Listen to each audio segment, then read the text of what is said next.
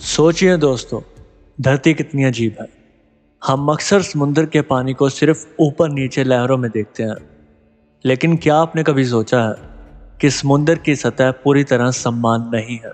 अलग अलग जगह पर समुद्र की सतह थोड़ी ऊपर या थोड़ी नीचे हो सकती है, सिर्फ इसलिए क्योंकि धरती की ग्रेविटी हर जगह एक जैसी नहीं है।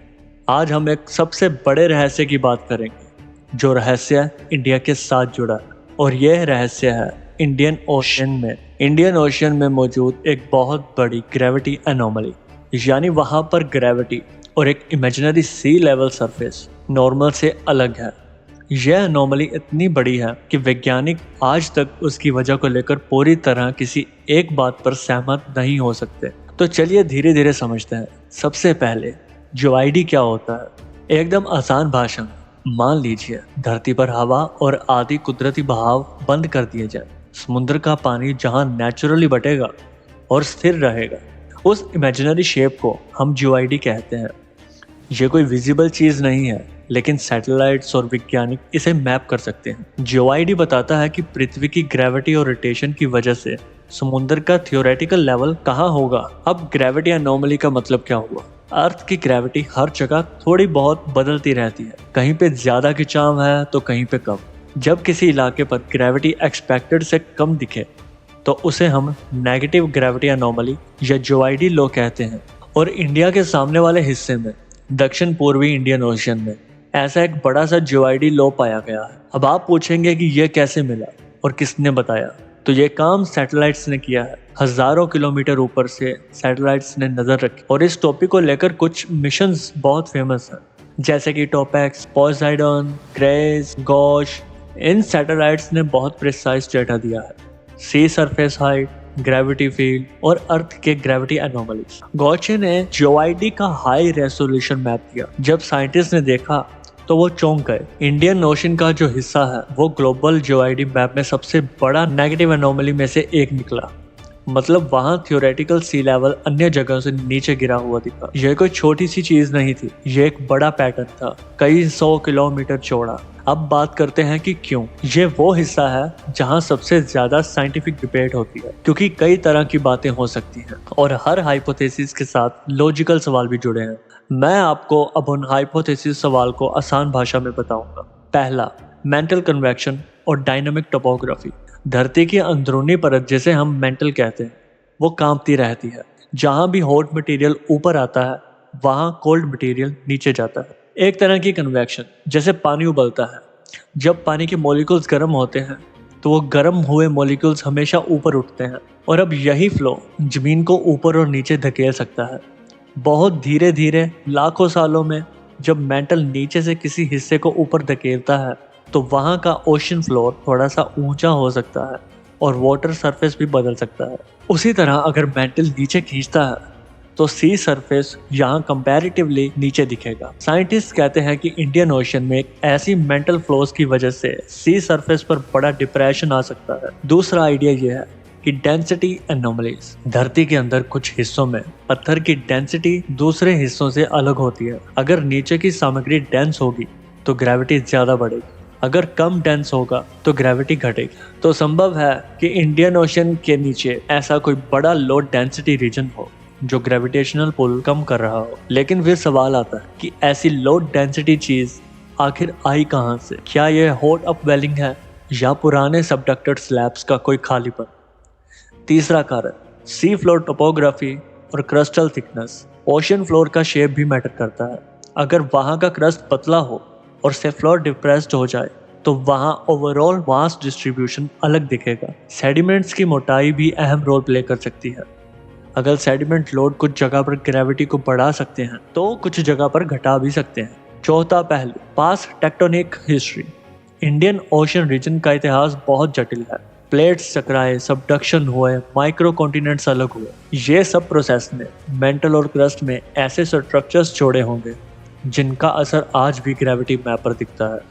कभी कभी ऐसा लगता है कि ये करंट जीओआईडी पैटर्न हजारों या लाखों साल पुरानी टेक्टोनिक इवेंट की याद दिलाता है। अब आपके मन में ये सवाल आ रहा होगा कि इतने सारे रीजंस में से साइंटिस्ट किस रीजन को मानते हैं। सच कहूँ तो अब तक ऐसा कोई रीजन डेफिनेट प्रूफ नहीं किया गया। बहुत सारे मॉडलर्स कहते हैं कि डायनामिक टोपोग्राफी और मेंटल फ्लो का बड़ा रोल है। कुछ कहते हैं कि क्रिस्टल स्ट्रक्चर और सेडिमेंट्स भी बहुत मैटर करते हैं। असल बात यह है कि अर्थ का इंटीरियर कॉम्प्लेक्स है और एक ही फैक्टर से पूरा जवाब नहीं मिल सकता। फॉर एग्जाम्पल, आप एक बहुत बड़ा टेबल क्लॉथ लेते हैं और उसको फैला लेते हैं। अगर उसके नीचे छोटा सा गुब्बारा रख दिया जाए तो वो उस जगह पर थोड़ा सा ऊपर उठ जाएगा और उभरी हुई शेप ले लेगा। और अगर नीचे आपने कोई भारी पत्थर रख दिया तो कपड़ा दब जाएगा। कुछ ऐसा ही धरती के अंदर भी होता है। अंदर की चीजें जहाँ हल्की होती हैं वहाँ सतह ऊपर उठ जाती है, जहाँ भारी होती हैं वहाँ दब जाती है। फर्क बस इतना है कि ये सब बहुत धीरे धीरे और बड़े पैमाने पर होता है। चलो अब साइंटिफिक टूल्स पर बात करते हैं। साइंटिस्ट ये मिस्ट्री कैसे सोल्व कर रहे हैं। सबसे पहला तरीका सेस्मिक टोमोग्राफी। ये वही तरीका है जो डॉक्टर्स के सीटी स्कैन जैसा है। अर्थ में से गुजरने वाली सेस्मिक वेव्स की स्पीड अलग होती है। उससे हम अंदर के स्ट्रक्चर्स का मैप बना सकते हैं। टोमोग्राफी से पता चलता है कि कहाँ पर मेटल ठंडा है और कहाँ पर गर्म है, कहाँ पर एक बड़ी स्लैब है।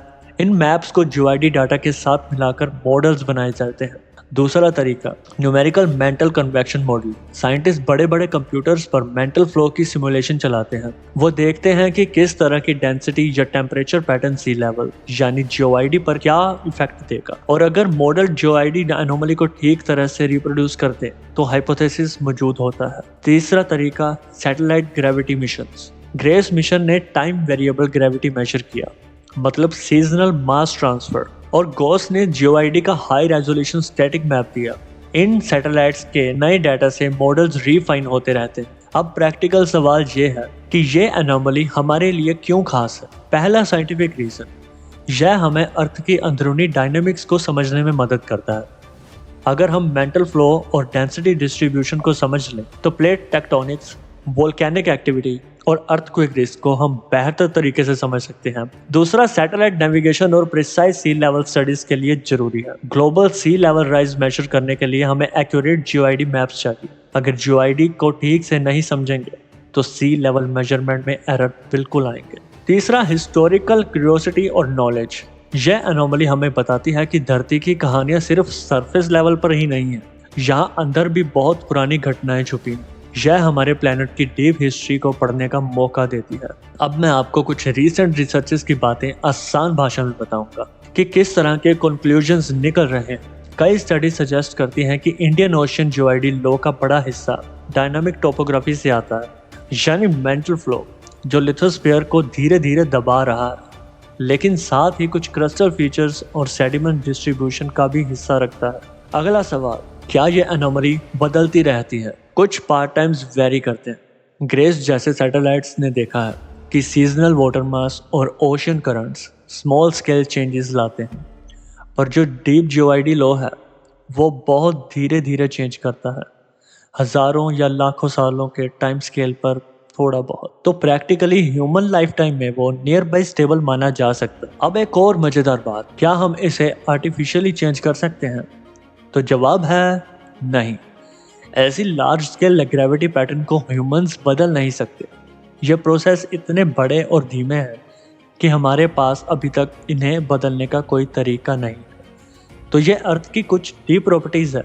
हम ऑब्जर्वर्स हैं, कंट्रोलर नहीं। अब जरा देखते हैं कि साइंटिस्ट को और क्या चाहिए ये रहस्य को समझने के लिए। उन्हें जरूरत है और ज्यादा सेस्मिक स्टेशंस की, खासकर ओशियंस में, और उन्हें चाहिए एडवांस सैटेलाइट्स जो ग्रेविटी को ज्यादा प्रिसीजन से मेजर करें। डीप ओशन ड्रिलिंग से क्रस्ट की जानकारी मिलेगी और साथ में ऐसे कंप्यूटर मॉडल्स चाहिए जो धरती के अंदर की डायनामिक को सही सिमुलेट कर सके। जैसे जैसे ये सब टूल्स आएंगे हमारी समझ और साफ होती जाएगी। चलो अब जल्दी से समराइज कर लेते हैं सिंपल वर्ड्स में। इंडियन ओशियन में एक बड़ा सा जीओआईडी लो है, यानी ग्रेविटी एनोमली। ये सैटेलाइट्स जैसे ग्रेस और गोच से पता चला। इसकी वजह पर अभी भी डिबेट चल रही है। कुछ साइंटिस्ट मेंटल फ्लो कहते हैं तो कुछ डेंसिटी डिफरेंसेस, कुछ क्रिस्टल स्ट्रक्चर मानते हैं और सेडिमेंट्स की तरफ इशारा करते हैं। लेकिन सब मानते हैं कि साइंस के लिए बहुत इंपॉर्टेंट है अर्थ का अंदरूनी स्ट्रक्चर समझना।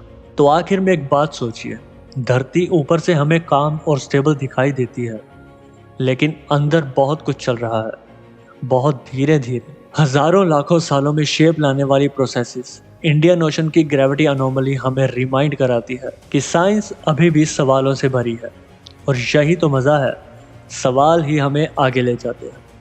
अगर आपको और क्यूरियोसिटी है तो ऑनलाइन जाकर ग्रेस और गॉच के ग्रेविटी मैप्स देखिए।